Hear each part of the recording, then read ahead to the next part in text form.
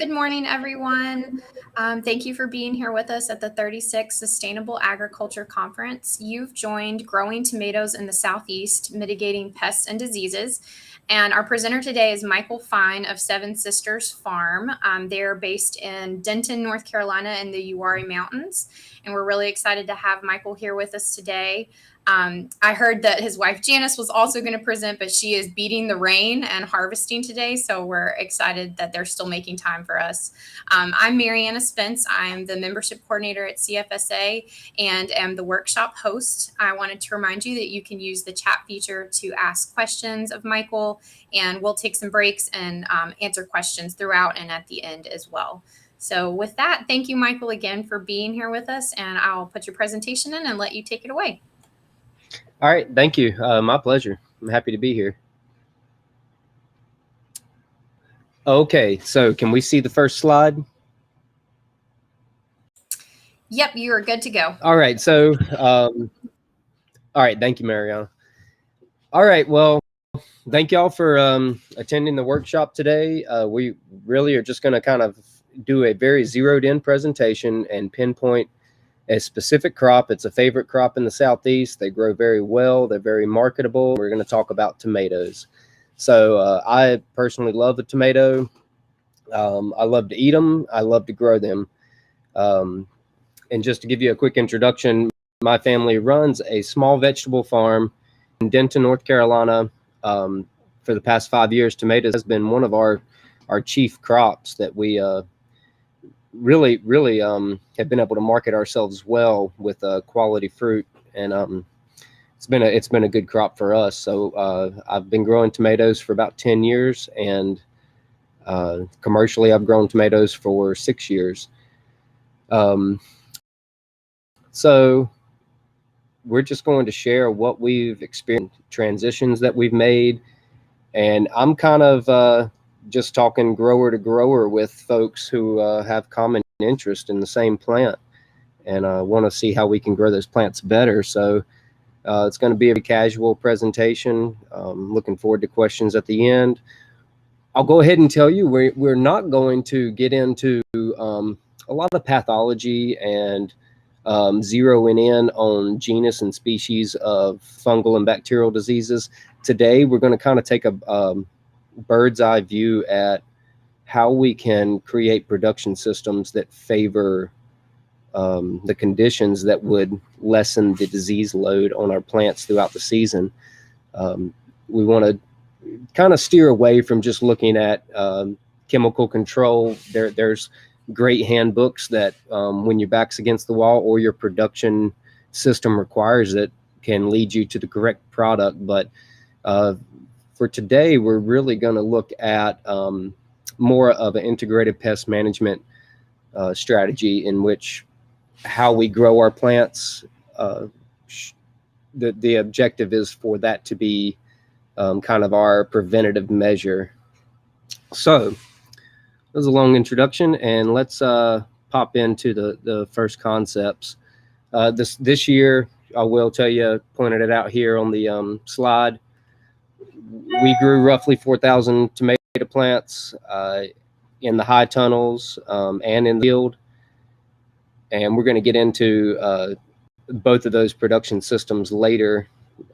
But I really would grow more tomatoes in a high tunnel if I had more high tunnels, that's for sure.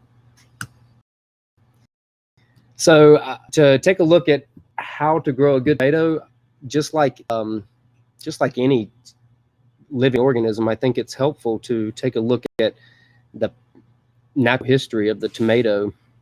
So we date it back to where in the world is a tomato native, and research found that we were talking about, and I'm not sure if y'all can see my mouse. Mariana, can you tell me if you can see the mouse? Let's see if using yes, we can see. So that'll be helpful as a reference. But so right here in Western South America, the tomato found its origins. They were found growing wild. They were very small looking fruits.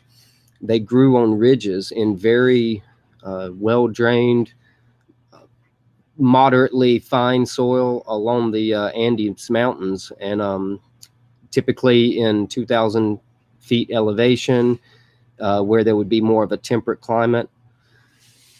And just because of personal intrigue, I was fascinated to find out that the tomato kind of took a around the world voyage, but never came back to the United States, but originally popped up in Europe from traveling with the Spanish conquistadors. And as it was slowly introduced through Europe, it actually was not right off the bat a market favorite. People already had hesitations against the nightshade family. Also, the rotten smell due to the perishability, it quickly could turn rotten, and tomatoes that are rotten smell horrible. But over time and through improved crossbreeding and cultivation of better varieties, tomatoes started to gain favor, enough so that by the 1700s, it was coming back to the Americas with the Europeans. And from there, it took off.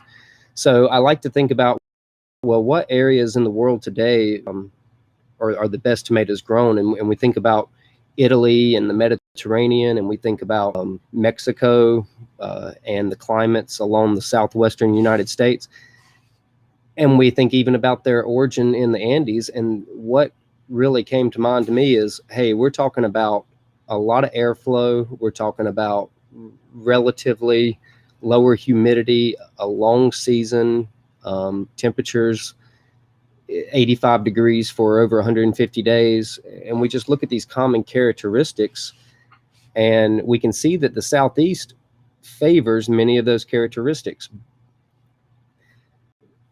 The one characteristic that the Southeast does not favor is that we do have the high humidity, and we have heat waves as well as sporadic rain. Some of the areas that grow really good do not have the sporadic rain that we have in the Southeast. So we do fight water that comes in that we can't, whereas places like California, they mostly can use irrigation and control the water and not fight as much of the unwanted rainfall. But no wonder that, the long story short, we have a really good potential here in the Southeast to grow terrific tomatoes. We have the ingredients we need climatically. We do just have to fight off some of the humidity pressures.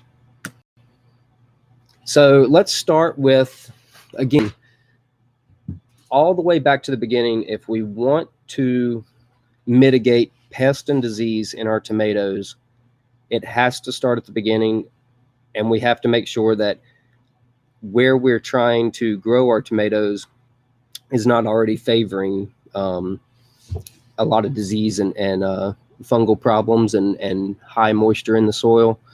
So let's just look at, if I was selecting a tomato site, what am I looking for? We don't always get to do this practically at the farm, as if we're rotating fields, or maybe one field needs to be worked while another field dries out. And we do fight planting dates just to meet our commercial expectations. But we do notice differences when we are able to select the fields that we know are going to be prominent sites versus having to pick a secondary site.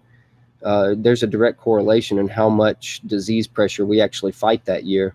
So I want to take the experience that we've had and send it out to folks and talk about 5 or 6 things that, if I was selecting the best site for a tomato out in the field, what am I thinking about? And right off the get-go, we're going to look at sunlight. 6 to 8 hours minimum, morning sun. And this is a big deal. Morning sun it means that you are coming out of the nighttime where you have a lot of dew on the foliage, and the dew, as it persists throughout the day, it's going to build up humidity. If the dew is still around by midday, that humidity is going to favor a lot of your fungal pathogens and a lot of your foliar diseases and gray molds. So the longer that dew persists in the field as the day goes on, the longer reproductive period you've created for those diseases and fungal pathogens. So I always like to make sure that our tomato fields are located in areas around the farm that are going to receive the first hint of sunlight in the morning. Orientation of the field does make a difference, and it's not always something that we can do, but whenever we can, the east to west orientation of the field where the sun comes up and is able to shine down directly into the rows as opposed to through the rows, and through the rows is going to cast a shadow on the plants behind it, and also it's going to slow the evaporation down if there's morning dew on the plants. If that sun is allowed to pass over top of the rows and shine straight down into the row middles, the maximum surface of the plant is getting sunlight throughout the entire day. So, right off the bat, it sounds simple, but, we covered it. There's sunlight. We have to have it. Okay, natural drainage. And this is a big one. I've worked with the Extension Service for 2 years, and I was a horticulture agent. And one of the things that I always stuck out to me is whenever you go out to a small farm or a homeowner and that was having a lot of issues, and it always rang a bell whenever they told me, I've had this problem every year. That went down to site selection, and 9 times out of 10, it came down to once the site visit was had, it was a fact of natural drainage that was lacking on their garden plot. And what someone has to understand is what's going on with the water table and the watershed. And this is another, this is one of the limiting factors in the Southeast, is we do have sporadic rain.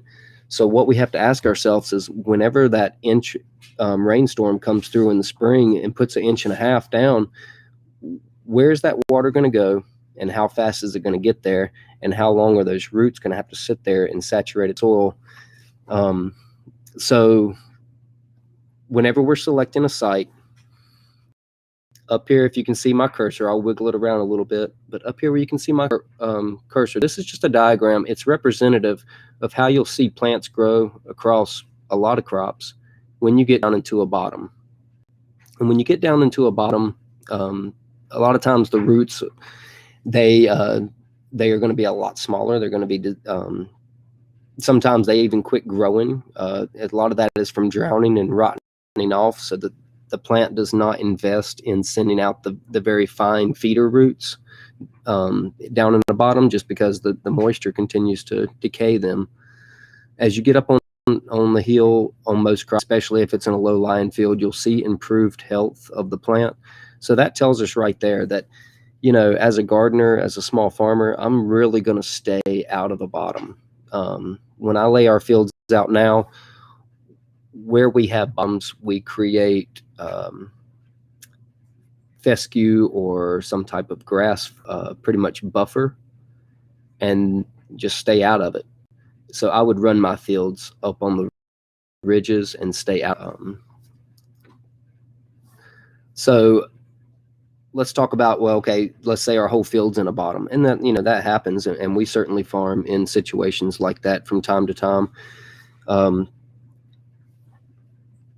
The simplest measure to test out whether your soil drains adequately is simply to dig the 12-inch deep hole, 8 to 12 inches wide, fill it with water, let it drain. That first time you fill it up, the soil is going to pretty much suck all that moisture straight into the pores, and refill it 12 hours later. Come back, and you are hoping that at that point, if the soil drains, all the water should be gone in 2 to 3 hours. So what you've simulated there is you've simulated heavy torrential rain coming in, saturating all the water table, and then whenever you put that second fill of soil in, you're saying, okay, under saturated conditions, here we get another rain. How fast does it finally get away? So that's a really good test to do out in the field. A lot of times you can eyeball a field, or you can look for different types of plants that may be growing in the field. If you see nutsedge, really hard to grow a lot of produce in nutsedge. You need to grow something that stands up like corn. But yeah, if you see nutsedge, you're probably in too low of a field that's holding water. Particular grass only can grow in wet soil. So again, in this diagram right here where you're showing the rain come in, the layout of the field, the topography, thinking about where the water is going to go and how quickly it's going to get there. Again, the sun is going to come up and it's going to put sunlight right in the middle of these rows. So these concepts are valuable if you're talking about someone who's on a small tractor working up a garden plot. But raised beds, you're using the same concepts. We'll even get into thinking about the greenhouses later on in the presentation. Same, you're still checking your drainage. The raised bed, that's kind of what it does. If you have a back garden in a neighborhood that is nothing but a creek bottom, your raised beds are great options. I've seen people do tremendous work in those before. So a lot of times I'll reference things where we're talking about a field, or I'm showing diagrams where we're talking about a field, but definitely are trying to keep the concept scalable. I've grown a lot of backyard tomatoes when I wasn't farming. So soil characteristics. Another question I would get when I was an extension agent, somebody would come in and they would have a lot of trouble with their soil. And, it was always refreshing just to be able to share with someone basic concepts, and you kind of see the light bulb go off. But, when you put your hands in the soil, your finger in the soil, whether or not your soil is ready to receive and nurture the plants of a tomato. I'm sorry, the roots of a tomato plant. But right off the get-go, we have two ways to assess soil. We're going to look at chemistry, and we're going to look at the physical attributes of the soil. So as far as the chemistry, the pH of 5.8 to 7, that's pretty standard for most vegetables. Tomatoes can handle a little bit on the acidic side. We've grown some tomatoes in 5.6 before. I usually don't like to let it get any lower than that. So we would be applying lime and try to get up to the 5.8 to 6 is kind of where I like to be on my tomato fields. We have dense red clay, and a lot of people have clay, but when I say dense red clay, I can dig a post hole in our fields before we started farming and amending the fields, and the sidewalls were as slick as concrete, and it was nothing but a red. There was no pores between the soil. So what you can see right here with this scanning electron microscope is that the clay soil, when you actually put it down into a microscopic view, it's platelets. And when I saw this, it made perfect sense of what I'm looking at when I actually look at this dense red clay. There's no air that can move through the platelets, and there's no moisture that can move through the platelets. So when we're talking about dealing with the clay soil, and then the sand soil is pretty much the exact opposite. It can't hold water or nutrients, and if you look at the sand underneath the scanning electron microscope, you see the pores even at microscopic view. So you can imagine what that looks like if you're holding it in your hand.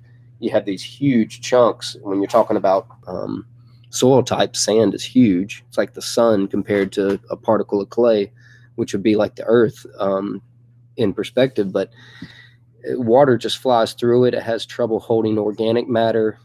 So both of these soils need amending, but both soils can grow a perfectly great tomato plant. So, the secret spice is going to be your organic, it's going to be your cover crops, it's going to be your manures and your compost. That one, and this is going back to talking more as a farmer and not as a pathologist talking about disease, but when we just come onto the farm with common sense approaches, mending the soil and creating that lush kind of loamy effect, and seeing that red clay turn into kind of a velvet color, that took care of a lot of our soil-borne diseases. It took care of a lot of our nutritional deficiencies. and it made the soil a lot easier to work with our hand tools and our small tractor implements as well. But essentially, that you can kind of see in this diagram right here, I thought from angelfire.com, they put out a really nice description and image of breaking up those platelets of clay with organic matter. They have rock. Now all of a sudden you can get air and H2O. Well, once you can get air and H2O into your clay particles, and they have that organic matter to feed on, now you have living soil. And again, that any vegetable, any crop, anything you ever want to grow, that's the key, and that's the baseline key to fighting pest and disease from there up. So just learned this about 5 years ago. It really helped me. But when you look at your soil test, if you use the North Carolina Department of Agriculture's soil test, or whatever public soil test service you have in your state, pay attention to CEC. And CEC is carbon cation exchange, and the CEC is a measurement of the soil's ability to hold on to nutrient molecules. So if you just have this clay, nutrient molecules, it was described, Mark Dempsey, who does the soils with CFSA, at a conference, described it as parking spaces, and I thought that was a appropriate description. Your parking spaces for nutrient molecules in this clay is minimum compared to the parking spaces once you create structure within the clay particles. Its ability of the soil to cling on to nutrients is a big deal. So I know we stuck on soils for a while. We're going to talk a little bit about fertilization, but soil physical attributes right off the get-go, if that's wrong, yeah, you really are not be able to grow a good tomato. So continuing on with the soil characteristics, we'll look at the again, tomatoes like the 5.8 to 7.0. Nitrogen, think about nitrogen is going to be cellular. It's going to be your plant foliage, that green, dark green luster. Nitrogen can be detected, of course, with plant tissues and things of that nature. And even us as a small farmer, I don't take a lot of plant tissues just because it's one of our 35 crops. If it was one of my 5 crops, I probably would work with the lab more on them. But I've become more reliant as running more of a diversified operation to learn how to look at attributes to plants, to look at the nutritional needs of those plants. Nitrogen is one of the easiest. It's going to just be a lime green instead of that nice dark green. You'll just see not quite the shade of green that you want. I like my plants to be evergreen, forest green. I don't like to see like lime or yellowish green. Typically that's a nitrogen deficiency. With tomatoes and a lot of fruiting crops, and this is something that I've had to improve on over the last few years, because I think when you first start out, most people when they first start out, they are over fertilizing.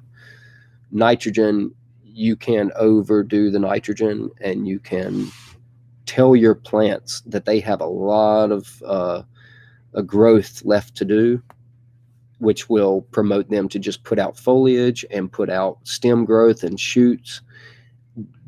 Whenever you give a plant a boost of nitrogen, it's almost like adrenaline, and the plant thinks it can live on forever, and it starts producing more plant. A plant that's throwing out fruit, that is actually somewhat of a stress mechanism by the plant. It's going to realize that it has a lifespan. It's going to realize that ultimately its only goal is to reproduce, so it will invest in fruit production.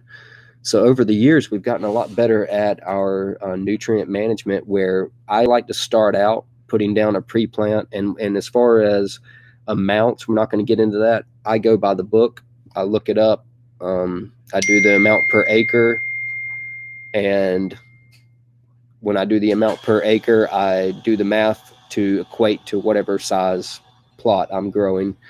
So let's just say in nitrogen, whether we're talking manure or whether we're talking synthetic or we're talking fish emulsion, we're just going to say that no matter what the nitrogen source, the plant needs what it needs. And it needs it at the same time. So however you're delivering that, we could get into as a whole other presentation. So let's just back up and we'll say, okay, nitrogen. Early in the season, I like to put down a base of nitrogen just to get the plants started whenever they hit the ground, and those roots need to kind of get a jump. I do not put down but about 40% of the total nitrogen needed for the season. The 60% is then side dressed on a weekly basis in micro amounts. And I'll tell you that because we have clay, it holds on to the nutrients so well that I typically take what the book says and dial it way back, because I'm also observing the coloration of my plants. If I have that dark green on them, I'm setting nice fruit, I definitely will pull back on nitrogen. But early on, nitrogen needs to be there. And as you produce your first cluster of fruit, you could start to pull back. And that's going to tell the plant to start investing more energy in fruit production and less energy in foliage. Again, yeah, that's a common mistake. I think if you're a first-time grower, is you put down the fertilizer all at once, and then whenever you have that first fruit flush, that takes a lot of energy from the plant just to get to that stage, and then the plant doesn't have any nitrogen left to finish. And nitrogen is so mobile that the plant's only going to uptake what it can. The rest of it's going to wash away. So nitrogen is a small incremental feed type of nutrients, is definitely going to be your best bet on that. On the other extreme, I will throw out, I absolutely love using manure when I can get my hands on it, when I can spread it in the actual legal intervals away from my harvest dates. When those stars align, I love using manures. They slow release, and that's what's so valuable about those. You don't have to think so much about side dressing. They will slow release the nutrient molecules as the nitrates form, and you can just monitor the coloration of your plants for the most part.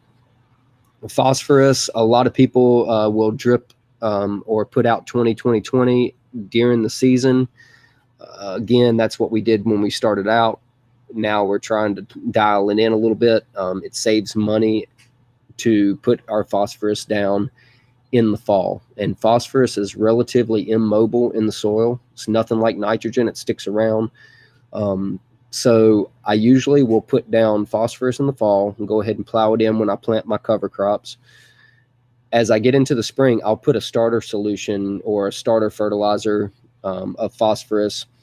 And I'll go ahead and say this: if I'm putting it into a very well composted field that's just received compost, I typically don't deal with phosphorus, because it's always been there in the soil test, and I think it's from the compost. But let's say that we're just talking about a field that's pretty sterile soil, then as far as when the nutrients need to be there, it needs to be there immediately when the plant hits the ground. The phosphorus is a early development nutrient. It's mostly for root development. As the plant matures and start to set fruit, it doesn't really do a lot of good to side dress phosphorus. The plant's not using that nutrient as much. Potassium is going to be super valuable when your plant is flowering. Potassium really helps to keep the flowers healthy and the petioles strong. It can really promote a lot of sugar production in your fruit. And again, if you're just coming up with whatever nutrient management program you think fits your farm the best, always remember the ratio 1-to-3, 1 part nitrogen to 3 parts potassium. That's a really good ratio to do, especially as your plants start to produce those dime size early tomatoes. When you see those, that's a good time to go ahead and start with the nitrogen and the potassium. So micronutrients, and you can buy water soluble if you have a mixer, forms of this. There's many natural ingredients that carry these micronutrients. A lot of times I have really just had basic good luck with amending my fields with the compost in the seasons. That has just continuously helped us out a lot on our farm and with our production.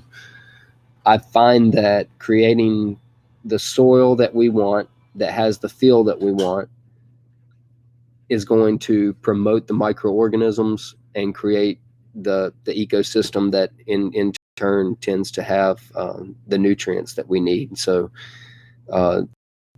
without getting into, and there are folks out there that are producing extremely high productivity out of very controlled systems with very nutrient packages. And for what my experiences have been, I don't really have a lot to share on that. So just basic concepts. And what we do in the real world is we use the compost. It's been very good for us.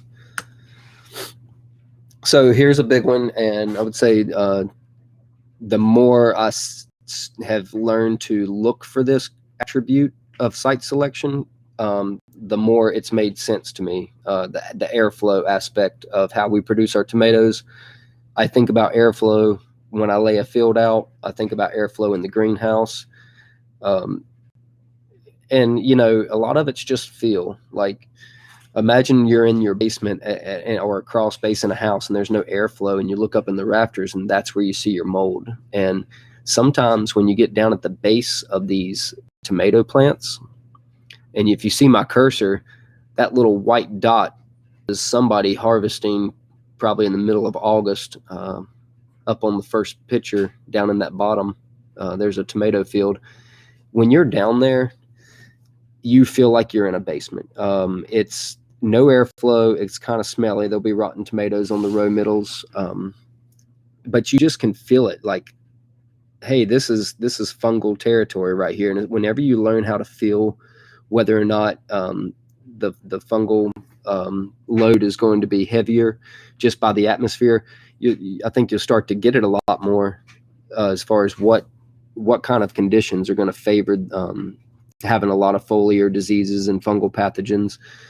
But when we lay our field out, like the picture where my cursor is now, when we lay a field out like that, where a tree line is low enough coming off of a high ridge, when I see that and I'm out there harvesting and the air's flowing through the field, I start to think about, hey, this is what the Andes would have been like, where the tomato originated. I would tell myself, I've pretty much captured that environment, at least on a nice day when it's not versus down here in the bottom. Like I said, we don't grow tomatoes here anymore, but we had a lot more problems down here with just fungal pressure and the air never moving. This picture at the lower left corner is actually from this year. That was our first round of field tomatoes that we were picking in the beginning of July. You can see with the arrow, if you look at the yellow arrow, that's the location. I had a lot of field with gray mold, and gray mold is a fungal pathogen that gets on and pretty much deteriorates the leaves on your plant. And whenever the main it does get in the fruit, but the main issue is that the leaves, once they are infected, they drop off and it leaves your plants exposed to the sun. We actually salvaged a beautiful crop out of this field this year, but it had a lot to do with the fact that we were only 85 degrees and we had some cloudy days. If this would have been 95 and sunny and the gray mold had already infected the field and dropped the foliage, we would have had a lot of sun scald. And I realized this year, okay, well, why did we have so much gray mold pressure? Well, one morning I was looking at this field on the top of the road, and I saw all the fog had settled in this field and was just rolling. It could not get out. And I said, well, that fog is pretty much telling me what the air is doing.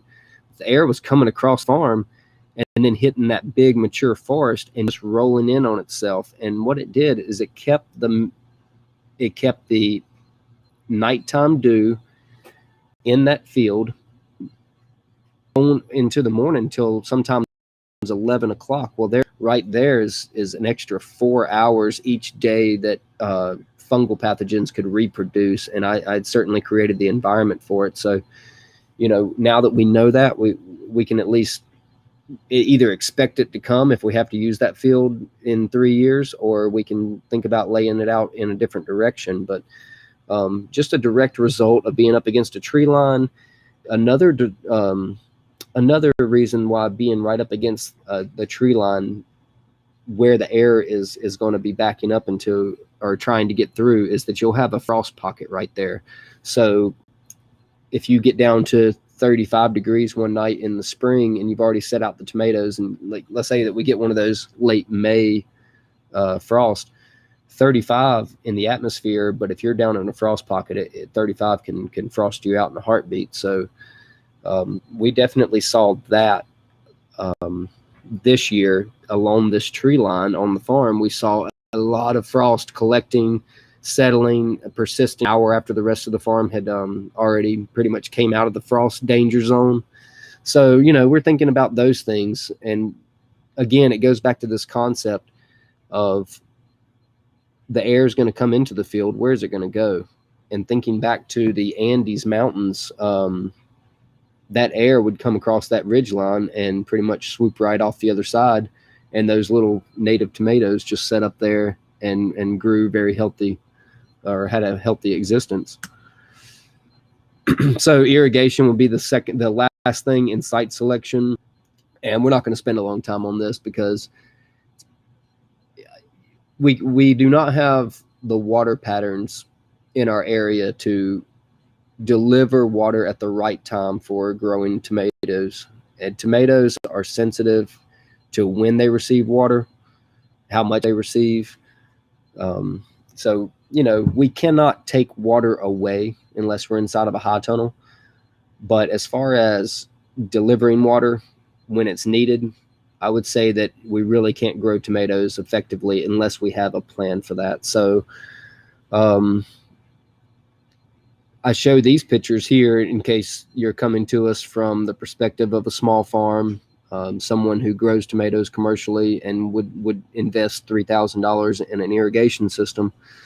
But the same system and the same concepts of using drip irrigation can be set up for hundreds of dollars using a residential well or a residential tap. Drip irrigation is the way to go on tomatoes. It's going to deliver water straight to the roots. It does not take a lot of water pump infrastructure, filters, anything like that. If you're pulling off of a home outlet, and it's going to put the water right where it needs to be, it's going to keep your foliage dry. So, drip irrigation, I cannot say that I would grow tomatoes any other way. I like this table right here on the right side, just to give an idea of when tomatoes need their water and when you want to back off. And this is, again, nobody could follow this curve if they were relying on the natural weather patterns. So, and what we see happening is right here where we get up to the peak of when water is needed, and then we start fruiting. That's typically when we get a big rain and we have cracking in the fruit and spoilage and botrytis in the field from rotting fruit.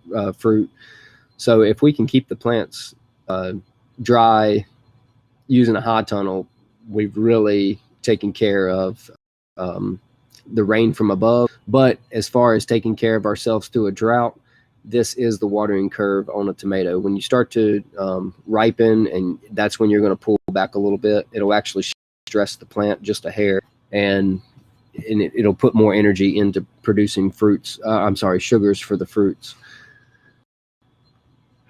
This same diagram, I'm going to go back one time. This same diagram right here, we have started fertilizing kind of in the same fashion. I want to throw that out there, that we fertilize heavy as we see fruit set.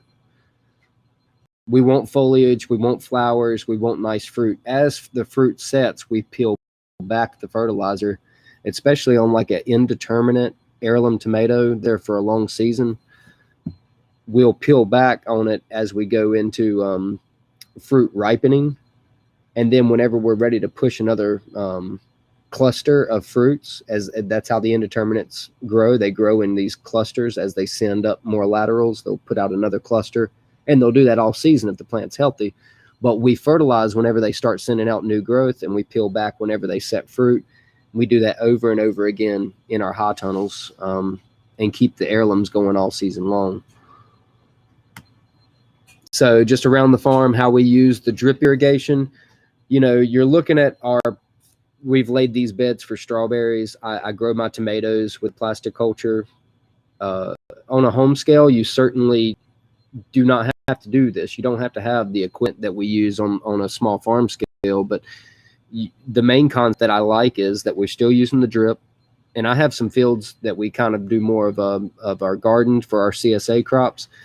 And we use drip and we use fabrics, but it's not plastic culture, and we don't have to use the machine. So don't think this is beyond you. The concepts are the same.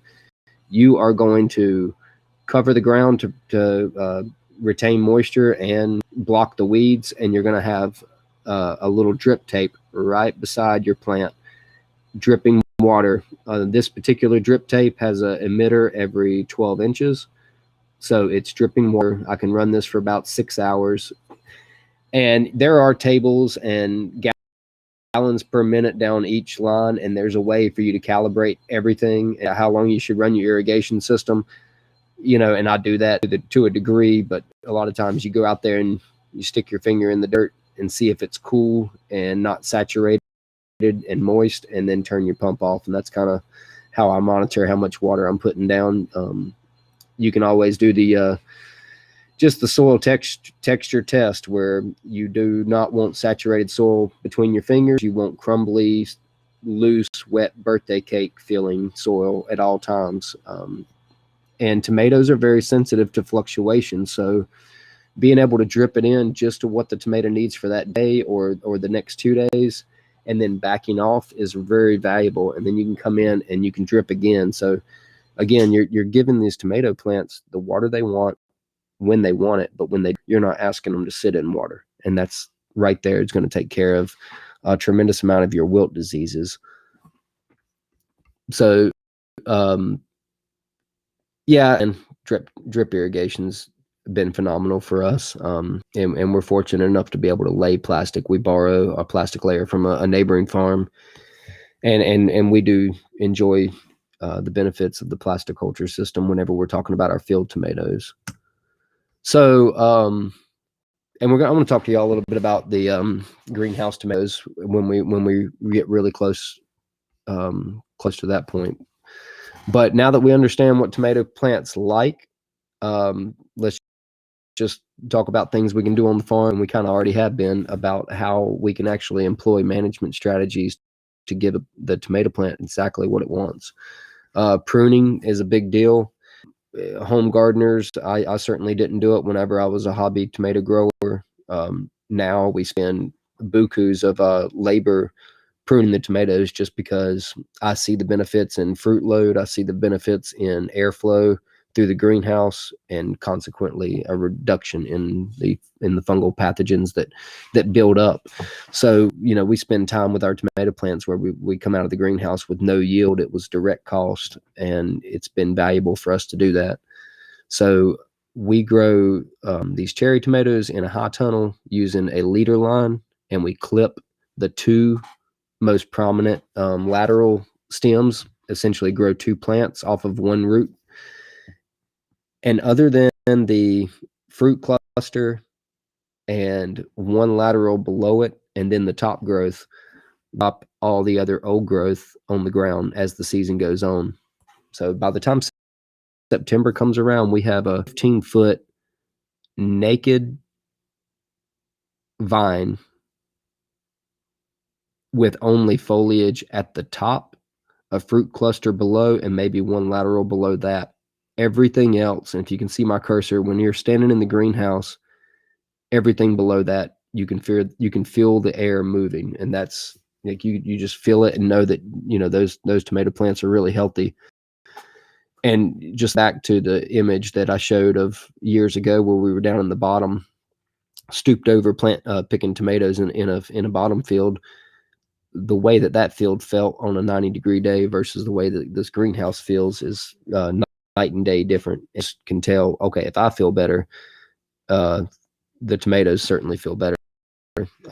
And tomatoes love what human beings love. I always am envious of like a California climate of it being 80 degrees all the time. And tomatoes are the kind of have the same the same weather wishes as 85 degrees, low humidity. You're just going to see your tomatoes respond really well to those conditions. Suckering, that's always a question. I'll grow fields where I sucker, and then I'll have times where I get behind, don't sucker, and just know I'm going to have to market a bunch of smaller fruit. If I had my way and we were always on time, or if I was in the home garden and doing it as a pleasurable hobby, I still would sucker. In the end, I think you get the same amount of usable pounds. They come in the form of less fruit, they're larger fruit. But especially if you're growing determinants at home, whereas most commercial growers are not going to harvest the top growth on a determinant, you still end up with those like early girl size top growth tomatoes that many times are left in the commercial fields after the main fruit.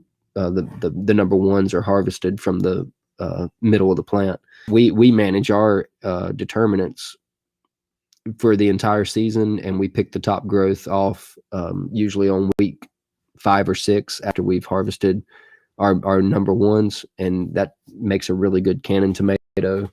They're just a little smaller. But going back, I'll just throw out. So when you sucker, the reason I'm telling you that when you sucker, it's true that you do lose the number of tomatoes. You lessen the number of tomatoes that the plant will produce. My argument is that throughout the course of your crop, you're going to retain the same poundage, and then you can also benefit because the plant's been healthier along the way. It typically is still healthy enough to push out the top growth tomatoes. So suckering and airflow, sunlight penetration, those are two things that you need. Again, we want the air to flow and we want the sun to cook off the morning dew, because that's where your fungal pathogens, that's the conditions that they need to reproduce.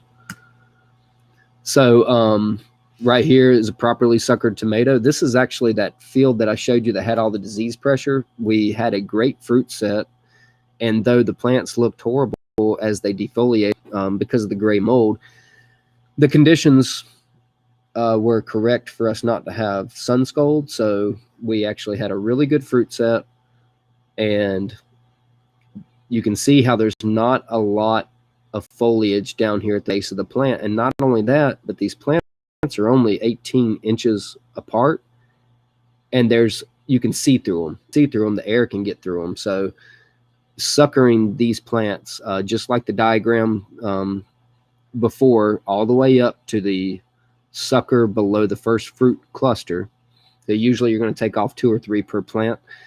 That created the conditions that at least kept the gray mold at bay. It probably helped it to air out a little earlier than it would have, and it kept the plants alive long enough to finally throw out some fruit. So, when I look at that, I'm like, yeah, it was an ugly field. I hated looking at brown leaves instead of beautiful leaves. We ran a very light fungicide program on that field, so I knew that in the end goal, I was looking at the amount of tomatoes we were going to get out of the field, and that's where growers employ that economic kind of analysis. We find our scale that the economics work out a lot of times for us to not be super harsh on controlling diseases with chemical. It's just we've been able to pull back a lot and still retain the same yields.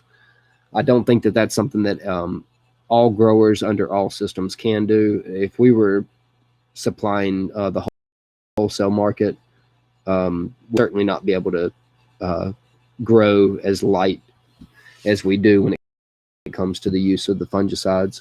I typically will let that persist because I know I'm going to get my fruit as long as the conditions are good.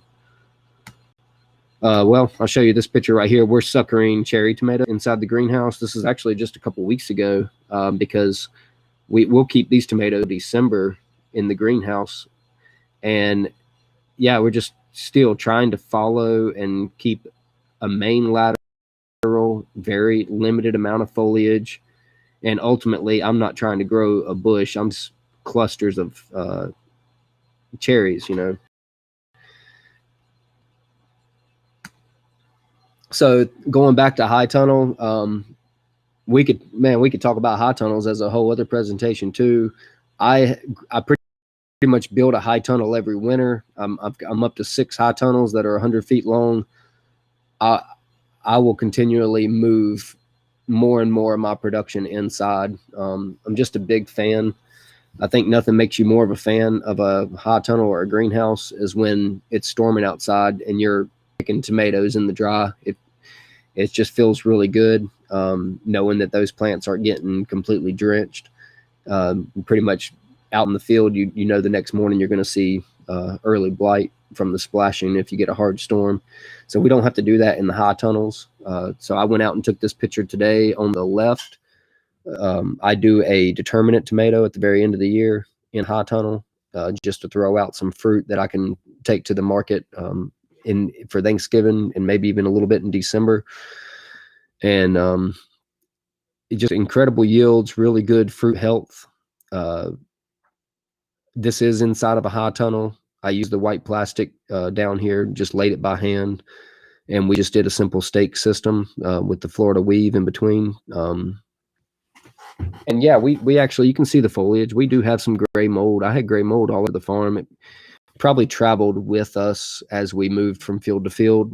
But again, it's not blaring sun. Foliage is really great for shading it from sun scald, but this time of year that's not really an issue. So yes, I have disease that's up in there, but I've successfully pulled off my fruit set.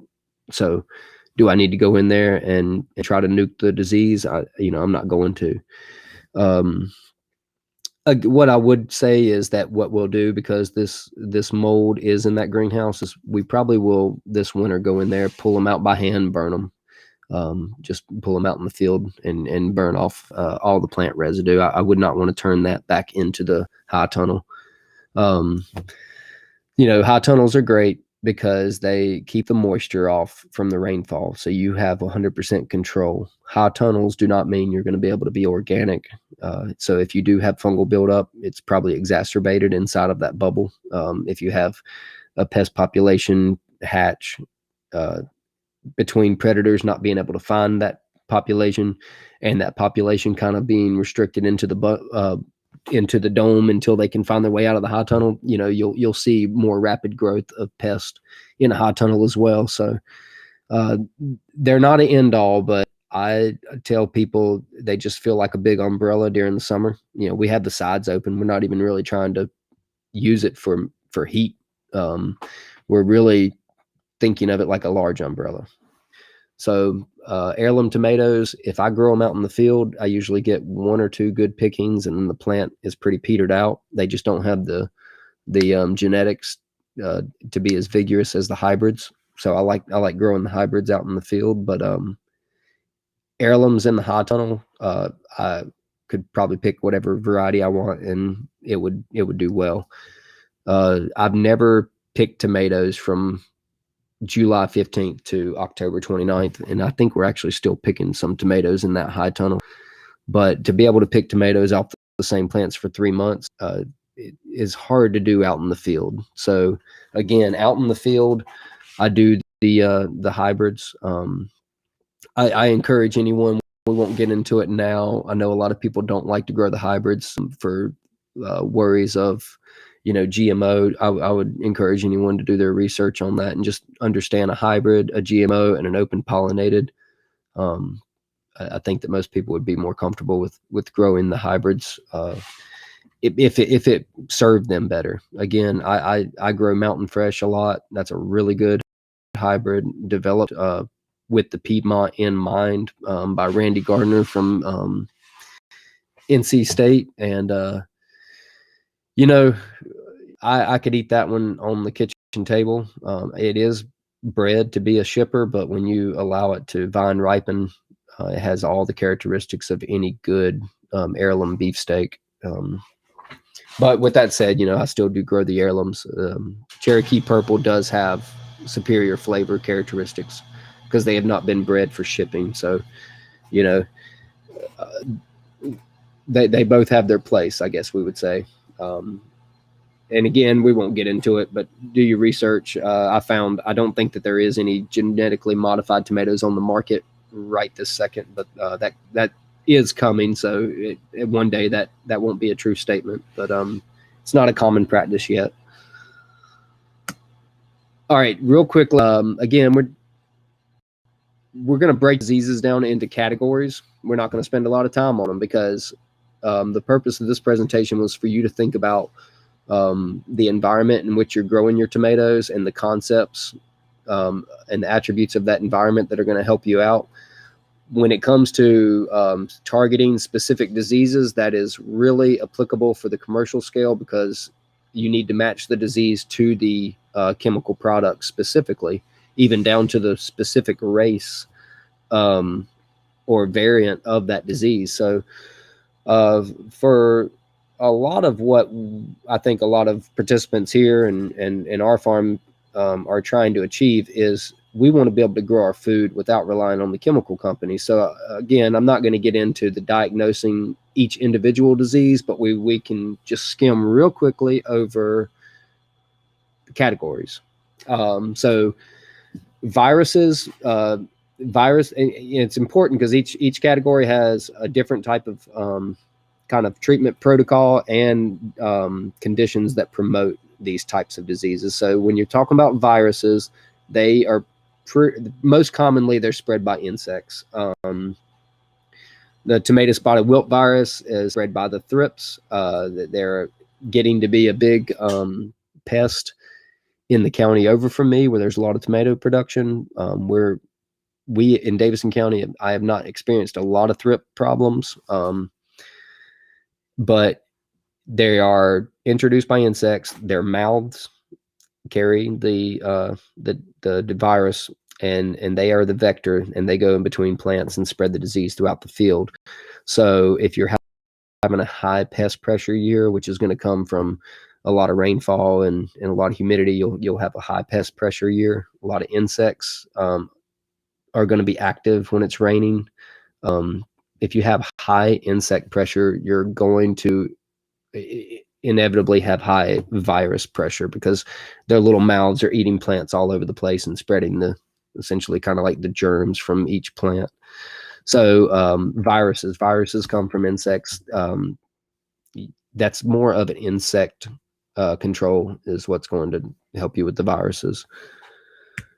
I should go back. I hate to be flipping you guys, but your other best defenses will be the resistant varieties. So if you know that there's a virus in your area, the insects each season are going to nibble on plants and carry that virus around. Go after your disease resistant variety. I think that's your best bang for your buck. Fungal diseases, that's where we're going to create that basement type down in the lower body of the tomato plant and in between rows, or maybe whatever you're bordered in. If you've got a raised bed with 5 or 6 different type of vegetables and the tomatoes in the middle where it can't get any airflow, that's where you'll see your fungal diseases. They always start down at the feet, usually at the leaves that are touching the ground. Early blight right after a rain, when you know that the soil little particles have splashed up on the plant. It's like the next morning you'll see the lesions, and it's you see the bullseye, the little circular rings that get bigger as they go out, usually encapsulated with a yellow halo. That's going to be your early blight. Again, early blight, you can run to the store and say, I got to get a fungicide, and there's plenty of stuff that's effective at killing early blight. I watch the weather. Is it going to dry out? What stage is my tomato in now? If it's early on and there's no fruit set, I probably would go ahead and want to get something on there to knock it out. And if it's later on and I've already got fruit set and the plant's already done its job, then I'm much less likely to feel like I need to jump into any type of control there. Here's the great mold that we really fought gray mold even in the high tunnels this year. And again, I think the attributes was Piedmont. We had a pretty steady supply of rain. We never really got into a true drought this year, and that moisture that just kind of lingered in the atmosphere showed up in pockets of my farm where I did not have good airflow. I remember the tree line where the air would hit the trees and then roll back into the field. It was doing that until 10:30 or 11 o'clock in the morning. I could see the dew on the plants, and sure enough, we had gray mold. And then it popped up in our high tunnels, and it could have came from picking baskets, it could have came from our clothing, or the high tunnel could have just been another area where there was not adequate airflow. I will say that my high tunnels are not equipped with as many fans as I would like them to have right now.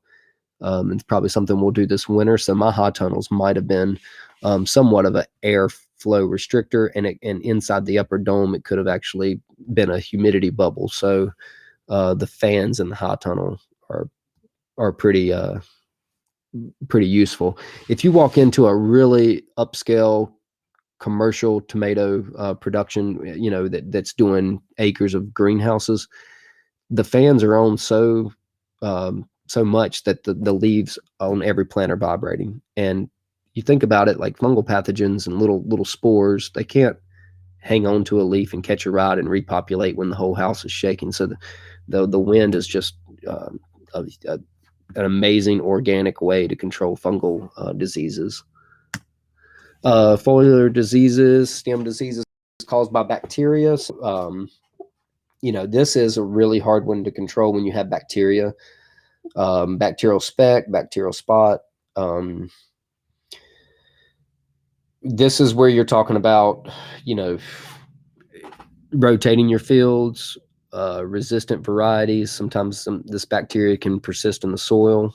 I know that some folks who really got into greenhouse tomatoes started transitioning to putting compost in buckets and getting out of bare ground altogether. And the one guy quoted me, he said that there's no comparison. So it's kind of got my brain intrigued. I may actually set up my own compost blend buckets or grow bags next year and not grow tomatoes in the ground as far as maybe our most profitable tomatoes like the heirlooms.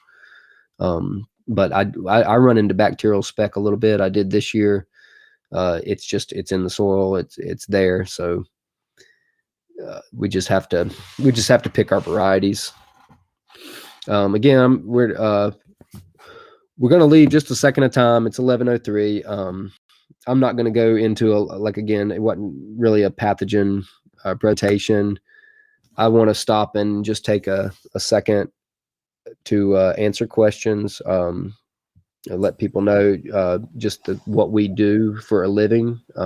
Aside from present once a year at conferences, is we grow vegetables. That's what we do. So our farm stand is open April through Thanksgiving. All of our website information has our addresses. We harvest every morning pretty much, and we put it out at the stand. So that's a good way for our locals to come to the farm. And we run our farmers markets on Saturday morning, and then we run a weekly farm share. So really just local business, but we're in the Piedmont of North Carolina and specifically Davidson County. So if you know people out there, definitely send them our way. We really enjoy what we do, and we've got a great community out here that we grow for.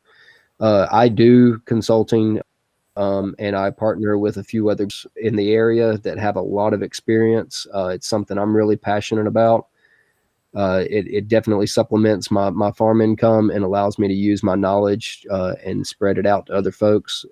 So if you are looking at any project and you just feel like you are needing a jumping board or a starting off point, that initial farm walk can be very helpful. And like I said, we kind of put up a mission statement that our mission is to guide landowners to the most cost-effective means of achieving their goals. And time again, the farmers I work with always tell me, if I would have only had this kind of service when I started, I would have saved. And I usually hear numbers like $5,000 and $10,000, and I know I certainly could attest to that. So one of those things, if I go back, I would. And now that I feel like we have some experience behind us.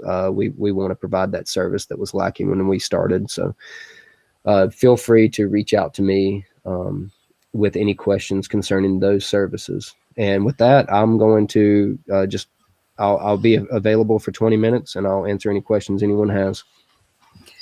Thank you so much, Michael. This has been a really amazing presentation and a how-to guide. And I especially appreciated seeing your pictures from your early farming years and your willingness to share those not ideal scenarios with us so that we can learn from that. We have had a couple of questions come in. One was related to drainage issues. Can you make raised beds for tomatoes in soils with poor drainage? And how high would you make those? Yeah, that's a good question. You certainly can. We have seen school gardens where they built raised beds on concrete. And so just keep in mind that concrete simulates the natural soil pan. So even out in the field, you have nice pliable soil that's been worked up. You have essentially a pan underneath the field. Different areas have different levels of topsoil, but around us, we're like 8 inches in, and then we're on the top pan. That essentially, especially in our clay, acts as concrete, acts as a hard surface. So it's really no different to put raised beds on top of soil that doesn't drain. I would say that because the soil doesn't drain, your raised bed's going to be a little larger. Some people, or I'm sorry, higher. Some people would do 6 inches, but if you're on top of ground that's not going to receive water, you're pretty much asking that raised bed to encompass everything. So go ahead and go 8 or 10 inches. Great, thank you.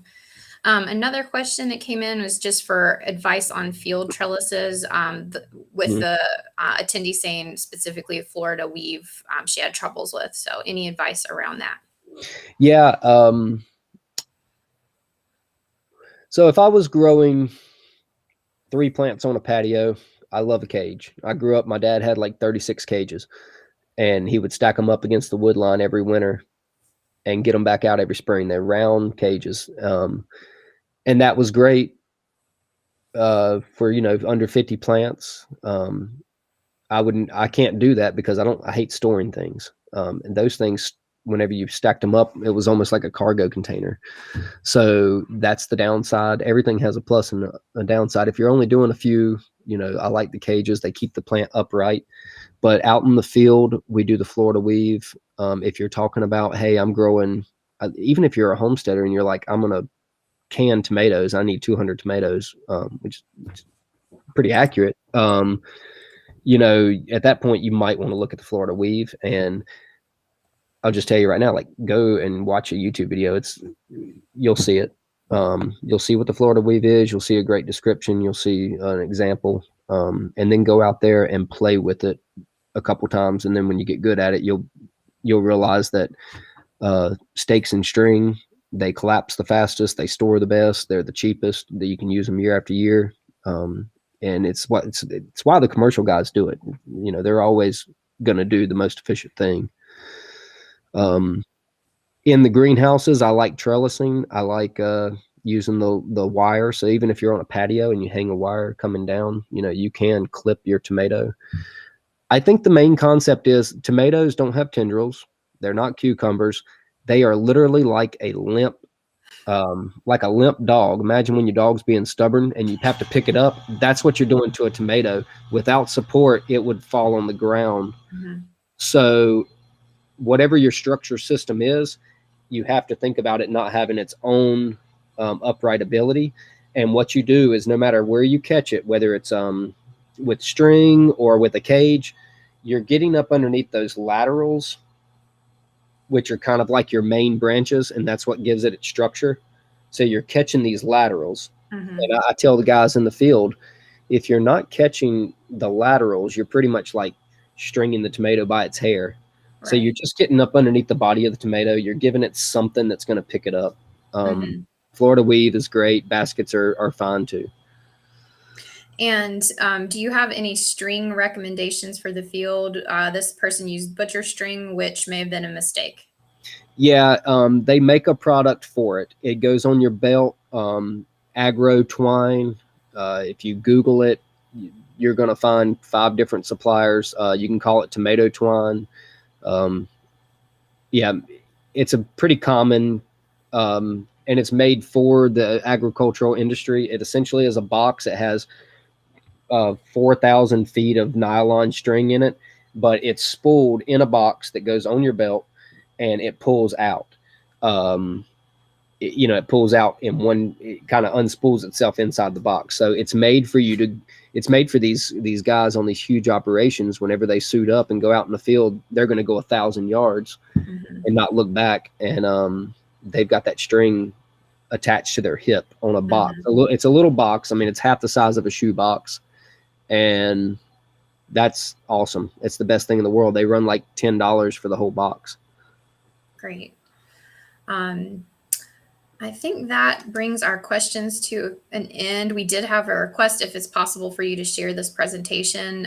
We can upload it to this agenda item in the platform so folks can have it, because I do think especially those field siding and drainage slides would be great as people are planning in the spring. And it looks like Gina just shared a link to the type of twine you were talking about. Cool. Yeah. So yeah, I'm more than happy to send this presentation on so anybody can access it. So we'll figure that one out and get it all sent around. Great. Well, thank you so much, Michael. Good luck with the rest of harvesting, and we really appreciate you being here with us. Yeah, thank y'all very much. All righty. Bye.